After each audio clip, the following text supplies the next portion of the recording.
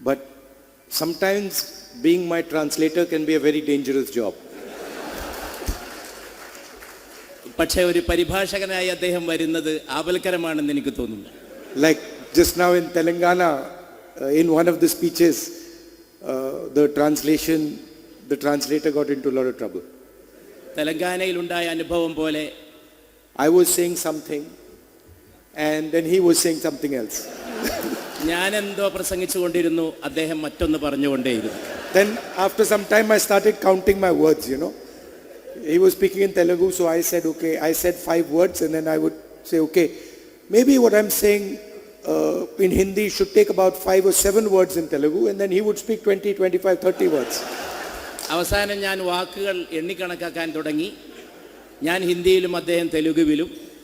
5 വാക്ക് ഞാൻ പറയുമ്പോൾ അദ്ദേഹം അതിലേറെ പറയുന്നതായിട്ട് കണ്ടു. എനിക്ക് തോന്നി ഹിന്ദിയിൽ 5 ഒരു പക്ഷേ തെലുങ്കിൽ 7 മറ്റോ ആയിരിക്കുമെന്ന്.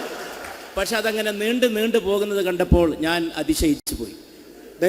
Then sometimes I would say something that is quite boring and the crowd would jump very excited. ഞാൻ ചിലപ്പോൾ വളരെ ഉദാസീനമായിട്ട് പറഞ്ഞ കാര്യങ്ങൾ അദ്ദേഹം വളരെ അത്യാവേശമുണ്ടാക്കി പറയുന്നതും ഞാൻ കണ്ടു. And then I would say something exciting and the crowd would keep quiet. ഞാൻ വളരെ ആവേശകരമായ കാര്യം പറഞ്ഞപ്പോൾ സദസ്സ് നിശബ്ദമായിരിക്കുന്നതും ഞാൻ കണ്ടു.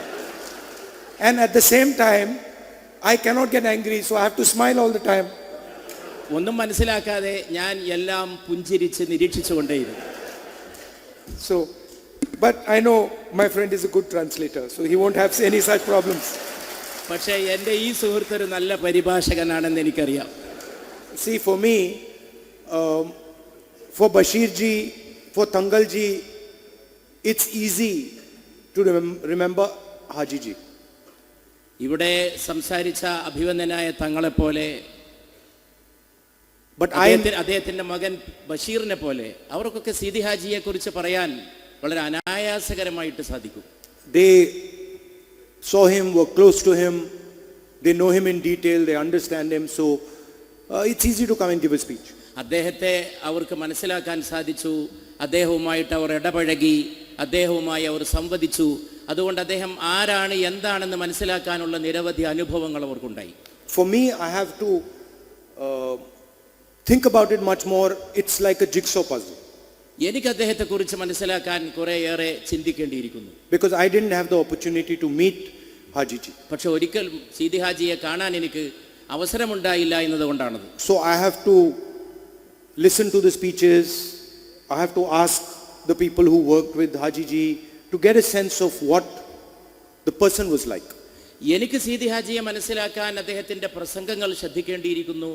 അദ്ദേഹവുമായിട്ട് ഇടപഴകിയ ആളുകളെ മനസ്സിലാക്കി അവരിൽ നിന്ന് അദ്ദേഹത്തെക്കുറിച്ചുള്ള അനുഭവജ്ഞാനങ്ങൾ കരഗതമാക്കേണ്ടിയിരിക്കുന്നു.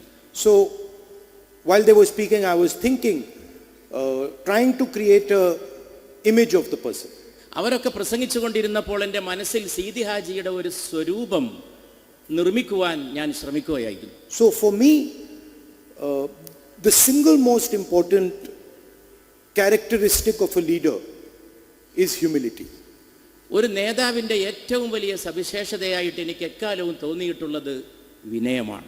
I believe that if a leader is not humble, if a leader is not able to observe himself, then he cannot be a leader.